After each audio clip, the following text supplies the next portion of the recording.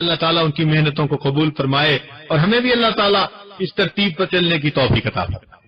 مگر جو مشائخ کام کر رہے ہیں، جو سیاست کے ایوانوں میں ہمارے علماء کام کر رہے ہیں، یہ سارا کا سارا دین کا ایک حصہ ہے۔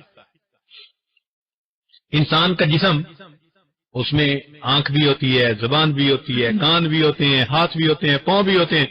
سارا جسم ہاتھ بھی نہیں بن سکتا، سارا جسم آنکھ بھی نہیں بن سکتا، سارا جسم کان بھی نہیں بن سکتا۔ اسی طرح دین بہت وسعت رکھتا ہے اپنے اندر، اس کی اللہ نے مختلف انداز بنا دیے۔